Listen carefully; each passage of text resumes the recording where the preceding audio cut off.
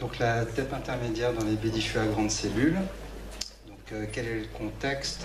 Bon, vous savez tous que maintenant la TEP a une place centrale dans le staging des LBCL et dans l'évaluation du pronostic après traitement. Contexte actuel, quelles sont les recommandations? Donc la dernière en date, c'est la recommandation de Lugano en 2014 pour le staging et le fin de traitement.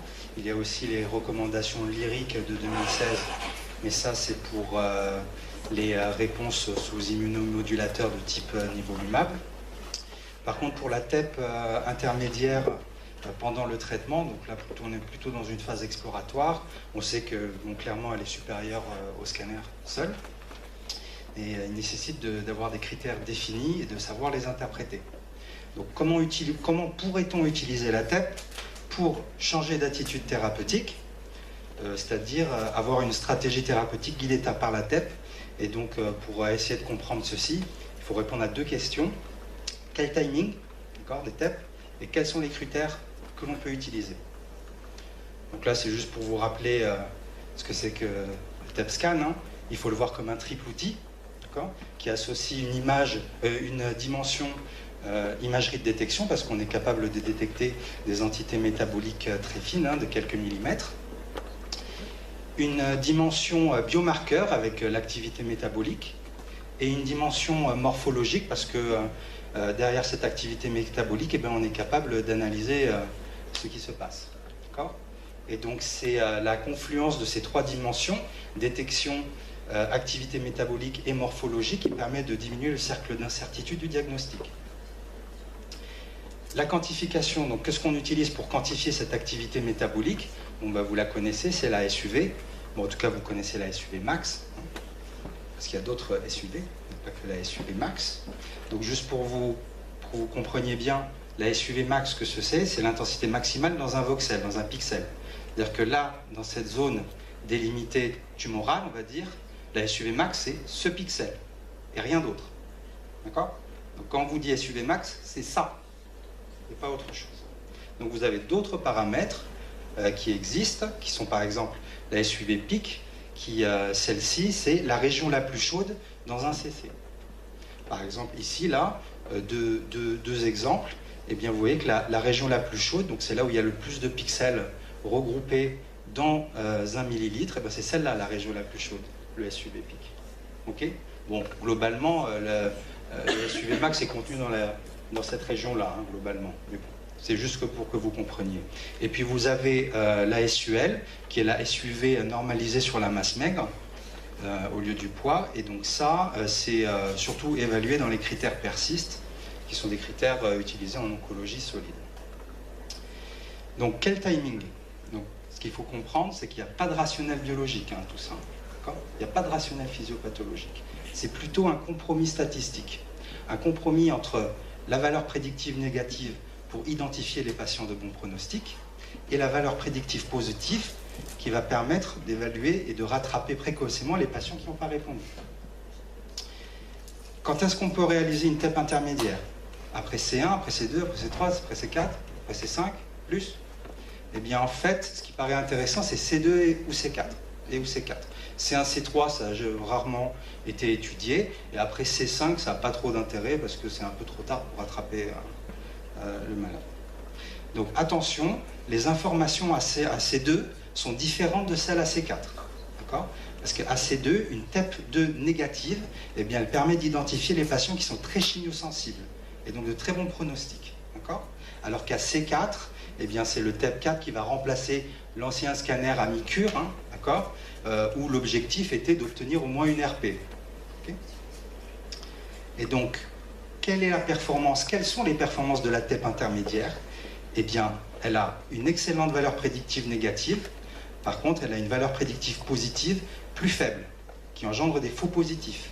Et tout le débat est là. D'accord? Tout le débat est là. C'est-à-dire qu'une TEP négative, pas de problème. Par contre, une TEP positive, il peut y avoir des faux positifs et de là à engager une stratégie thérapeutique derrière, mais il faut savoir où on met les pieds. Et donc on va examiner tout ça ensemble. Quels sont les critères maintenant? Donc il y a deux critères reconnus, hein, donc les critères semi-quantitatifs de Deauville et l'analyse quantitative de la delta SUV. On va les voir toutes les deux. Les critères de Deauville, enfin l'échelle de Deauville, donc c'est une échelle semi-quantitative à 5 points, hein, que vous connaissez bien. Donc 1, pas de fixation, pas de lésion. 2, la fixation est inférieure au médiastin. 3, elle est supérieure au médiastin mais inférieure ou égale à celle du foie. 4, elle est supérieure au foie. 5, elle est fortement supérieure au foie, typiquement 2 fois le foie, 2 fois le niveau du foie, ou l'apparition de nouvelles lésions, avec un cut-off ici que vous connaissez. Donc, ces critères, en 2014, ont été intégrés dans une classification de Lugano qui permet de répondre pour tous les malades en réponse complète, réponse partielle, maladie stable ou progression, pour s'aligner sur des critères oncologiques internationaux. Et donc, ce qu'il faut comprendre, c'est que Deauville, il faut le prendre comme une photo. C'est un état métabolique après traitement.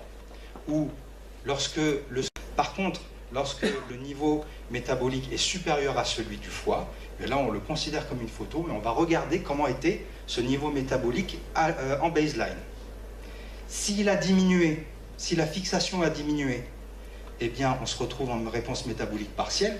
Qu'on ait un SUV final en dessous de 2 fois le foie ou supérieur à 2 fois le foie, d'accord? S'il a diminué, eh bien, on est en réponse métabolique partielle. Si cette fixation n'a pas changé et stable, eh bien, on est en maladie stable. Et si la fixation a augmenté, on est en progression métabolique, ou bien sûr l'apparition de nouvelles lésions, progression métabolique. D'accord? Ça veut dire qu'un Deauville 5, ça ne veut pas forcément dire progression. Okay? Il faut regarder son niveau métabolique initial. Quand il passe de 40 à 10 et le foie est à 4, on est en RP. Voilà. Et la delta SUV, c'est la différence des SUV max des max entre la TEP initiale et la TEP d'évaluation. Là, par exemple, je vous ai fait un petit exemple. Ici, la région la plus chaude est en axillaire gauche. Après 2 cures, elle est en axillaire droite. Hein. Eh bien, on fait la différence et on retrouve une delta SUV à 80%. Les seuils adoptés sont AC2 à 66%, C4 70%. Il y a des limites à cette delta SUV qu'on peut discuter. Hein. C'est-à-dire que là, on obtient une delta qui est intéressante, hein, 2 tiers, ça paraît intéressant, mais lorsque on se situe avec des SUV initiales basses, eh bien, ça va être compliqué d'obtenir ces critères-là, hein, d'accord ? Et lorsqu'on a des SUV finales un peu hautes, ben ça va être pareil, un peu difficile d'obtenir ces critères. Il faut savoir que ces niveaux de SUV ont été validés sur les machines ancienne génération. Donc maintenant, les niveaux de SUV sont plus élevés. Voilà. Et donc quand on atteint ces limites, eh bien, on revient à Lugano. Okay. Donc, comment utiliser ces critères et quels critères, parmi les deux qu'on a vus, utiliser? Eh bien, tout est en fonction de l'objectif fixé. Si le but de la TEP de fin de traitement, quel est-il? Ben, c'est l'obtention d'une RC. Par contre, le but de la TEP intermédiaire, qu'est-ce que ça serait? Ben, ça serait d'évaluer la chimiosensibilité, pas forcément obtenir une RC, mais évaluer la chimiosensibilité, c'est-à-dire distinguer les malades avec un faible risque de rechute versus les malades à haut risque qui nécessitent une modification thérapeutique. Et donc, les critères, pour le fin de traitement, Lugano est très adapté, parce qu'il est très reproductible, il a une excellente valeur prédictive positive, nettement meilleure que celle des anciens critères IHP, hein, qui sont maintenant dépassés. Et par contre, pour la TEP intermédiaire, eh bien, est-ce que la delta SUV apparaît un bon critère? On va le voir ensemble. Donc, voici les études qui ont été réalisées ces 10 dernières années qui évaluaient les critères visuels Deauville et delta SUV, hein, avec beaucoup d'études multicentriques, rétrospectives, prospectives. On va se concentrer sur 2 études pour discuter. Donc la LNH 2007-3B, où c'était une étude du delta SUV après rétrospectivement. d'accord, avec une comparaison aux critères de Deauville et IHP. Qu'est-ce que ça a montré? C'est que la delta SUV réduit nettement les faux positifs, hein, jusqu'à moins 80% versus IHP et moins 30% versus Deauville. Tout ça pour une VPN identique. D'accord? Et l'étude SAC, hein, que vous connaissez, celle-là, par contre, elle n'a pas montré de différence entre la delta SUV et le Deauville, hein, en termes de survie sans progression, de survie globale. Et elle ne recommande pas la delta SUV. Et pour comprendre cette différence entre ces deux études, on va s'intéresser à la population étudiée. La population étudiée dans la LNH 2007, 3B, eh bien, c'est des patients à haut risque avec des IP forts, avec un stade disséminé. Alors que l'étude SAC, c'était plutôt des bas risques ou des risques intermédiaires en termes d'IP. Donc on a deux populations qui est différentes de départ. Et du coup, ce qu'on peut se dire, c'est que lorsqu'on a fait à ce type de population, la delta SUV apparaît adapté. Par contre, pour des risques faibles, des IP 0 par exemple, eh bien, le Lugano apparaît plus adapté. Jusqu'à ce qu'arrive GAIN, qui est l'étude prospective avec stratégie TEP guidée, que vous connaissez très bien. Et donc, avec une stratégie basée sur C2 et C4, lorsque on a une TEP4 positive, eh bien, donc, il y a un traitement de rattrapage. Lorsque la TEP4 est négative, on va aller regarder comment était C2. Donc C2, je vous rappelle, c'est identifier les répondeurs très sensibles. Donc lorsque la TEP2, basée sur la delta SUV, hein, encore pas sur Lugano, donc 66%, eh bien, lorsque la TEP2 était négative, eh bien, les malades poursuivaient leur traitement dans leurs bras respectifs. Par contre, lorsque la TEP2 était positive, eh bien, à C4 négatif, ils étaient traités ils étaient greffés.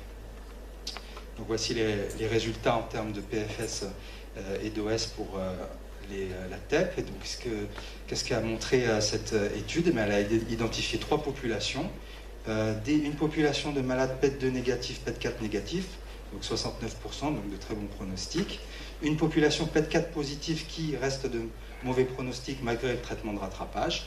Et une population PET2+, PET4 négatifs, qui eux ont été greffés et qui reprennent le pronostic qui est similaire à celui des très bons pronostics. Donc, le rôle dans l'évaluation de la TEP. Donc, 3 étapes, hein, il y a 3 time points. C'est le bilan initial, le fin de traitement et l'intermédiaire. Les critères utilisés, donc Lugano, là, il n'y a pas de problème. Ici, on peut discuter pour les IP élevés et stade disséminé, la delta SUV. Pour le reste, le Lugano. Et donc, en conclusion, la TEP intermédiaire, ce que l'on sait, c'est qu'elle aide à prédire le pronostic, ça c'est indéniable, qu'elle est plus intéressante que le CT, ça tout le monde l'a compris. Pour les patients avec un fort IP, la delta SUV apparaît intéressante, avec un TEP AC2 et AC4, pour définir, ça c'est important, hein, les répondeurs rapides de très bons pronostics, des répondeurs lents qui ont un haut risque de rechute et sur lesquels il faudra avoir peut-être une stratégie thérapeutique. Pour les IP 0, ben, le Lugano, notamment là il y a une étude LNH 2009-1B hein, qui évalue ça. C'est ça Guillaume qui évalue ça. Voilà. Et donc à voir. Hein. Et quant à la stratégie thérapeutique guidée par la TEP intermédiaire, pour l'instant il n'y a pas de recommandation, pas encore en tout cas. Et je vous remercie pour votre attention.